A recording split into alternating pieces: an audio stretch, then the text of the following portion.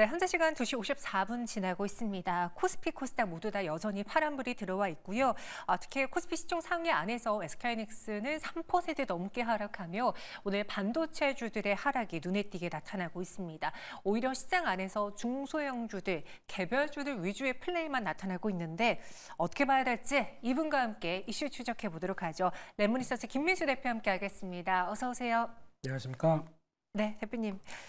월요일 좀 기분 좋게 시작하고 싶은데 사실 그렇게 시장이 급락하는 건 아니지만 상대적으로 우리만 왜? 라는 이 코멘트가 붙으면서 많은 분들이 피로해하시는 것 같아요.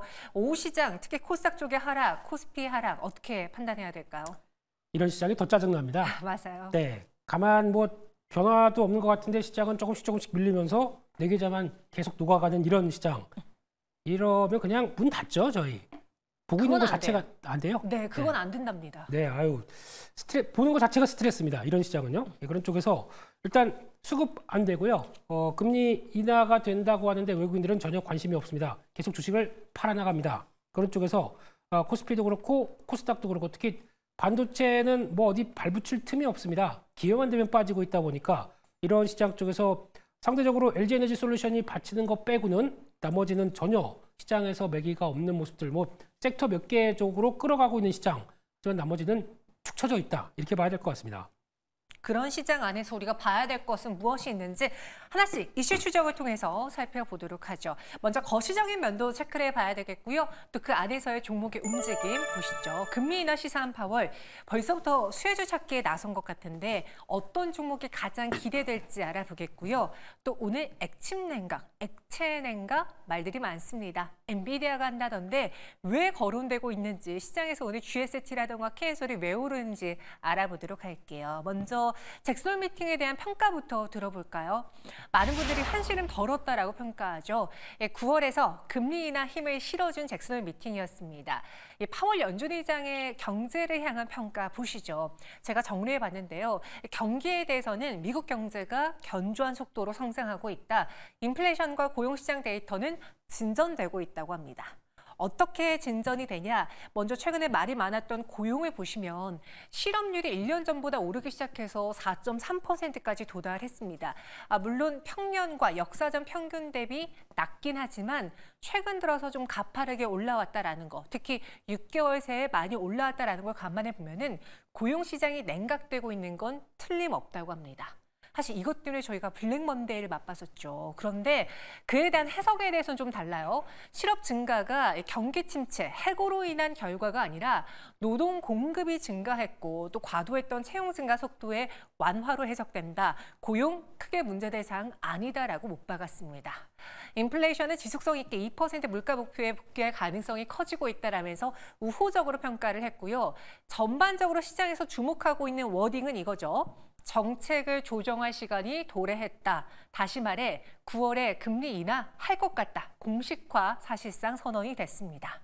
또 여기 더불어서 그럼 금리를 얼마나 인하할 건데 방향은 명확하고 금리 인하의 시기와 속도는 앞으로 있을 경제 지표와 전망 리스크에 따라 달라질 것이다라고 합니다. 이전에 말했던 점진적이라던가 체계적이라는 연준 위원들의 발언과 달리 이 문구가 빠졌습니다. 0.25%포인트라는 단어도 없었고요. 그래서 시장에서는 빅컷에 대한 가능성도 점치고 있어요. 실제로 금리 선물 시장에서 9월 50bp 인하 확률이 8월 22일만 해도 25.4%였는데요. 잭스홀 미팅이 끝나자마자 36%로 올라섰습니다. 증권가에서는 어떻게 평가를 할까요? KB증권의 경우에는 일단 이번 잭스홀 미팅에서는 침체가 아니고 앞으로 침체를 만들지 않겠다라는 의지를 확인할 수 있었다라고 평가했고요. 하나증권에서는 명확한 방향성을 제시하긴 했지만 빅컷 여부는 미지수다. 여기에 동의하면 메리츠증권의 경우에도 더 기대할 만한 것은 없었다라고 평가를 했습니다. 김민수 대표님. 네. 잭스홀 미팅 사실 시작 전만 하더라도 과연 어떤 이야기가 나올까? 파월이 비둘기적으로 할까? 매파적으로 할까? 설왕설래 말이 많았는데 이 정도면 굉장히 비둘기적인 거 아닙니까? 네, 제가 고등학교 때도 이렇게 열심히 영어 공부 안 했었는데 이제 파월 의장 얘기 나오는 거 문구 하나하나마다 이렇게 체크해야 된다는 거 보니까 속문종합 영어를 뛰어넘는 이런 분이신 것 같긴 한데요.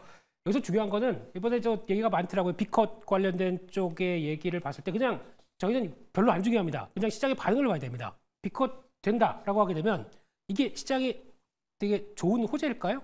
아, 그렇게 호재로도 안 받아들일 것 같아요. 아까 나왔던 저 세 번째 단락 보게 되면은 경기와 관련된 쪽에서 보조를 맞춰가겠다는 의미가 있다고 하게 되면 경기가 그만큼 안 좋기 때문에 금리 인하 세게 하는 거 아니야? 악재입니다. 그런 쪽으로 해석할 것 같고요. 그럼 만약에 이번에 또 PC 지표가 발표되죠? 이번 주 주말에 그렇게 됐었을 때 PC 지표가 발표되면서 그러면 생각보다 만약에 약간 금리가 상승 쪽으로 살짝 그 지표 관련된 쪽들이 우상향으로 살짝 돌았다라고 하게 되면 아유 비컷 못하겠네? 그러면 또 어떻게 될까요? 그동안 시장은 올해 남은 기간 동안에 한 100포인트 정도, 100bp 정도 금리 인하를 할 걸로 보고 있는데 그게 아닐 것 같다라고 하게 되면 또 실망을 할 수가 있겠죠. 다 실망만 하는데요. 그런 쪽에서 일단은 너무 시장이 앞서가는 변화나 그런 흐름들 쪽으로 생각하지 말아야 될 것 같고요. 가장 좋은 거는 그냥 지금처럼 완만하게 25bp씩 인하를 해가기 시작하면서 시장의 변화를 좀 체크하는 게 가장 좋지 않을까 이렇게 생각하고 있습니다. 네, 그래서 PC 지표 확인이 필요하다라고 평가를 했고 오늘 시장에서 받아들이는 바로는 일단 금리 인하를 기정사실화하다 보니 수혜주를 많이들 찾으시는 것 같아요. 대표적으로 금융주의 경우에도 오늘 52주 신고가를 기록한 종목들이 많던데 저는 예전에 그렇게 생각했거든요. 단순히 금리를 인하하면 시중의 은행도 이자 대출 비용이 줄어들 테고 그러면 이게 손실로 수익의 감소로 이어지는 거 아닐까 싶었는데 오히려 약달러에 집중하면서 오늘 금융주가 올라가고 있습니다. 금융주 금리 인하 수혜주입니까? 원래는 아닙니다. 네. 원래는 일반적인 상식으로 봤을 때 대출 이자가 즉 예대 마진이라고 그러죠. 정확하게 NIM이라고 표현을 할 텐데 그쪽이 생각보다 위축이 되다 보니까 그에 따라서 과거 대비해서 금리 인상기보다는 실적이 줄어든다. 이게 가장 큰 핵심인데 요즘은 또 그렇지가 않습니다. 요즘 보게 되면 정부가 인위적으로 부동산 상승세를 막기 위해서 일단 금리를 인위적으로 대출 금리를 올리는 쪽으로 나옵니다. 요즘 좀 어느 정도 좀 자극하지 않기 위해서요. 그렇게 되면은 대출과 관련된 쪽에서 부동산 대출 쪽으로 이번에 보니까 거의 정부와 가계부채가 3천조가 넘었다고 얘기를 하죠. 그럼 그만큼 QE 확대가 나오고 있는데 거기서 금리도 올라간다. 오히려 실적이 좋아지겠네요. 그런 관점 쪽에서 은행주의 지금 분위기라면 오히려 실적에 대한 기대감은 높다라고 봐야 될 것 같고 마찬가지로 보험도 비슷한 논리로 보긴 하겠지만 오히려 보험보다는 은행 쪽이 지금 조금 더 정부의 정책적인 모멘텀과 함께 강하다라고 봐야 될 것 같고요. 오늘 신한지주가 갑자기 장중에 주가가 급등했었습니다. 네. 뭐 특별한 얘기는 없던 것 같은데 그만큼 외국인들의 매수세가 강하게 들어오면서 기존의 밸류업과 관련된 쪽으로 얘기 나왔던 종목들이 좀 더 강하다. 이렇게 은행 쪽은 정리해야 될 것 같고요. 하지만 증권도 있습니다. 증권도 이번에 보게 되면은 대표적인 몇몇 증권사들 같은 경우는 오히려 지금 금리 인하를 통해서 증시가 활황이 나왔었을 때 브로커리지 수익이 좋다라고 보여지는데 그게 아니라 지금 오히려 브로커리지 활황이 어디서 나오냐면 미국에서 나옵니다. 북미 쪽에서 저희 한국 서학개미들이 열심히 좀 매매하다 보니까 거기서 나오는 수수료 이익이 훨씬 더 크더라고요. 그런 것까지 감안한다라고 하게 되면 증권주도 이번에 어느 정도 좀 수혜를 볼 수 있는 쪽인데 그 중에서 그 밸류업을 했던 네. 밸류업 쪽에서 우리 진행하겠다라고 하는 증권사들 이거는 조금 더 눈여겨봐야 될 필요가 있다라고 생각됩니다. 원래는 이제 금리 인하에 따라서 이 금융주를 바로 수혜주다라고 판단하기는 어려웠는데 최근에 배당에 대한 기대감도 커지고 있는 마당이었기 때문에 은행주에 대한 관심이 늘어났고요. 약달러 현상으로 인해서 오히려 외국인의 자금이 유입될 수 있을 것이다라는 기대감이 오늘 52주 신고가를 기록한 금융주들이 많았습니다. 근데 이보다 더 탄력도로만 놓고 봤을 때 오늘 시장에 더 강한 건 항공주예요. 그리고 인터넷주도 있고요.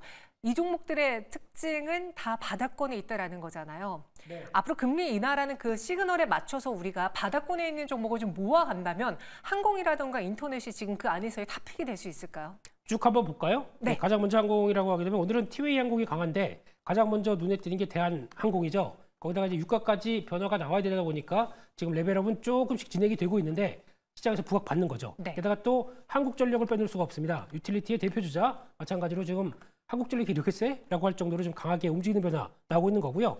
게다가 또 소프트웨어 쪽에서 대표주자 인터넷 소프트웨어 이쪽을 보게 되면 네이버?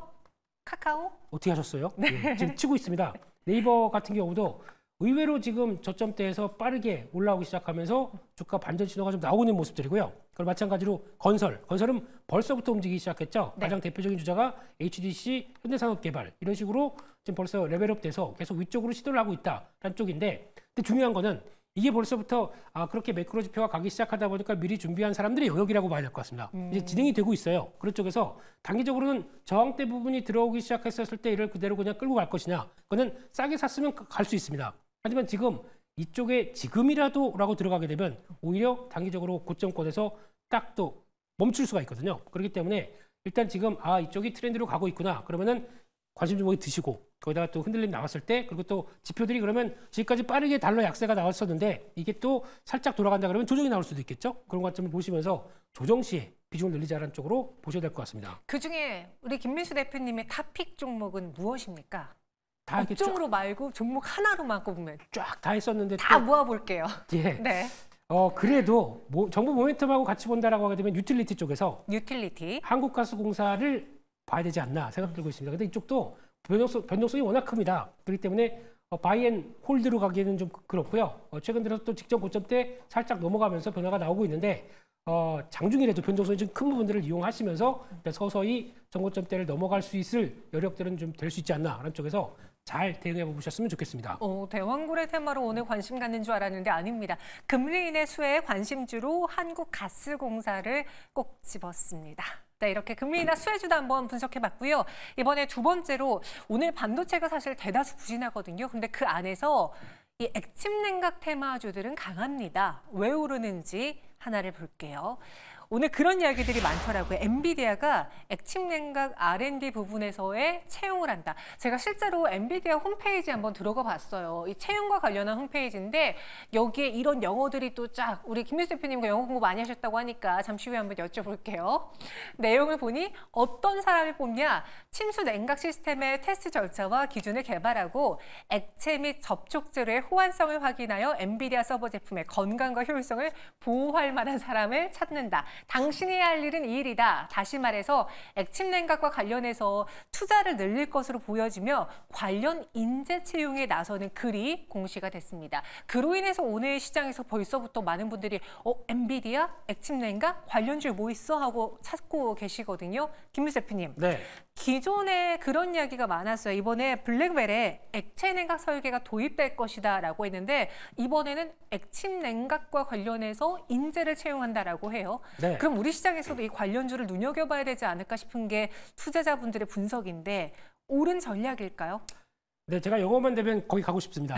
네, 분위기 싸하게 만들 수 있거든요. 네. 근데 지금 일단 봤었을 때 용어를 좀 정리해야 될 것 같습니다. 액침 냉각하고 액체 냉각이 좀 다릅니다. 거기다가 아예 데이터 센터 냉각도 있습니다. 이런 식으로 조금 큰 카테고리 쪽에서는 좀 다른데 액체 냉각 같은 경우는 액체가 이제 파이프나 아니면 튜브를 통해서 지나가면서 그걸 아예 직접적으로 약간 간접적이죠. 네. 그런 쪽으로 좀 냉각 팬과 함께 같이 들어간다라고 해서 약간 시스템적으로 많이 접근한다고 하더라고요. 액침 냉각은 아시는 것처럼 그냥 첨벙 담갔다가 빼는 거 네. 이런 쪽이다 보니까 차이는 있는데 이걸 다 약간 좀 같이 버무리면서 또 어떤 변화가 나오지 않나라는 쪽에서 액침 냉각, 액체 냉각에 대해서 시장에서 관심이 좀 많아지는 그런 분위기가 아닌가 생각되고 있는데 게다가 이번에 핫칩 2024라고 해서 반도체 컨퍼런스 쪽에서 이와 관련된 쪽에 기존의 공냉식에서 액체 냉각까지 같이 어우르는 하나의 시스템을 얘기하겠다는 쪽에서 지금 시장에서 관심이 높아지는 게 아닌가 생각되고 있는데요. 가봐야 되겠죠? 이쪽은요. 네. 가봐야 한다. 열린 결말이에요. 근데 벌써 시장에서는 이 열린 결말보다는 명확한 결말을 원하는 것 같습니다. 벌써 GST가 5%가량의 상승세를 K엔솔은 두 자릿수의 급등을 보여주고 있는데 국내 시장에서 제가 찾아보니까 관련 수혜주로 리포트가 나온 종목은 이 두 종목이 대표적이더라고요. 네. 일단 두 회사가 전부 다인 것 같고요. 네. 거기다가 또 이제 뭐 칠러 관련된 회사들도 뭐 들어갈 수는 있겠는데 아직 그쪽에 대해서는 본격적인 변화는 아니라고 봐야 될 것 같고 근데 특히 K엔솔이 가장 센 이유는 아마 지금 이번에 나왔던 부분 쪽에서 세계 유리 액침 냉각 기업 서브모와 어느 정도 협업을 하겠다는 쪽에서 이게 성과를 내지 않겠느냐 이런 관점 쪽에서 좀 더 강한 주가라고 보여지고 있는데 솔직히 말씀드리면 지난번에 액침 냉각 관련된 쪽의 종목들이 막 움직일 때도 제가 좀 부정적으로 말씀드렸습니다. 왜냐하면 아직 수주한 게 없다. 준비하면서 여러 가지 과정들은 진행이 되겠지만 수주가 있어야 그것 따른 실적의 레벨업이 나올 텐데 그것만 가지고 움직이는 건 말이 안 된다라고 말씀드렸는데 주가는 벌써 여기까지 왔다고 봐야 될 것 같고요. 그런 쪽에서 만약에 본다라고 하게 되면 기대감이 좀 쌓인다라고 하게 되면 KN솔이 맞겠다고 보여지지만 전 개인적으로 이쪽은 별로 따라가서 매매하고 싶은 생각이 없다라고 봐야 될 것 같고 네. 오히려 이게 지금 다 전력이 그러니까 저전력 쪽에서 포인트를 맞추다 보니까 이런 식으로 간다고 봐야 되겠죠. 그렇죠. 그렇게 되면은 나중에 가게 되면 어차피 또 전력에 관련된 쪽의 변화를 이끌어 간다라고 하게 되면 또 저희 전력기기 관련된 쪽들의 변압기 쪽들도 아. 아마 또 영향을 끼칠 거라고 봐서 차라리 충분히 내려오게 되면 이쪽을 더 집중적으로 보시는 것도 어떨까 생각 들고 있습니다. 국내에서 이 관련주라고 할 만한 정말 실체가 있는 종목은 GST와 KN솔인데 그렇다고 오늘 KN솔을 따라 들어갈까? 그것에 대해서는 투자 의견을 관망하자라는 의견 주셨고요. 차라리 이렇게 계속해서 반도체 데이터 센터 이야기 나오면서 온도를 줄이는 데 초점을 준다면은 전력 쪽으로 가는 게 어떻겠느냐. 다시 돌고 돌아 LGD, 현대 일렉트릭을 포함해서 국내 시장에서 전력 기기주들이 주목을 받을 것이다라고 오히려 나는 그쪽에 투자를 하겠다라는 개인적인 의견 주셨습니다. 이와 더불어서 엔비디아가 여전히 시장에 미친 영향도가 크다라는 걸 봤을 때 이번 주에 실적도 중요할 것 같은데요. 네. 대표님 미리 보는 엔비디아 실적으로 해서 우리가 당장의 어닝 서프라이즈를 눈여겨봐야 될지 아니면 뭔가 IR에서 언급될 단어들이라던가 앞으로의 방향성을 주목해야 될지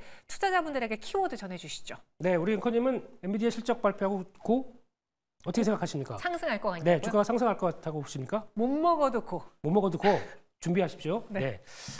일단 지금 시장 분위기를 봤었을 때 엔비디아에 대한 다 이런 분위기 다 긍정적으로 보고 있어요. 네. 특히 애널리스트 분들조차도 거의 강력 매수에서 매수가 거의 대부분이 그쪽을 차지할 만큼 보유만 한다고 하더라도 보유 의견이 5건밖에 없는 그런 시점이라고 하게 되면 왠지 다 좋다고 생각하는데 거기서 나올 수 있는 파장도 한번 생각해 볼 필요가 있지 않나라는 쪽도 살짝 말씀드려야 될 것 같고요. 그런 쪽에서 아마 제일 중요한 건 그거 같습니다. 블랙웰 시리즈가 어느 정도 좀 지연이 된다고 하더라도 그를 H200 같은 쪽으로 수요가 충분히 채워져서 실적에 대한 변화가 분기 실적도 여전히 이상 없을 거라고 하는 가이던스가 제일 중요할 것 같습니다. 저희가 실적 관련된 쪽은 다 좋은 걸 알고 있기 때문에 그렇기 때문에 가이던스와 관련된 변화들을 체크해 보시되 너무 또 다 좋다고 해서 긍정적으로만 보기에도 조금 좀 체크해 볼 필요는 있지 않나라는 생각으로 말씀을 드리겠습니다. 네, 알겠습니다. 이렇게 오늘 시장 안에서 참고해야 될 2가지 이슈 추적 알아봤고요. 김민수 대표와 함께 정리해봤습니다.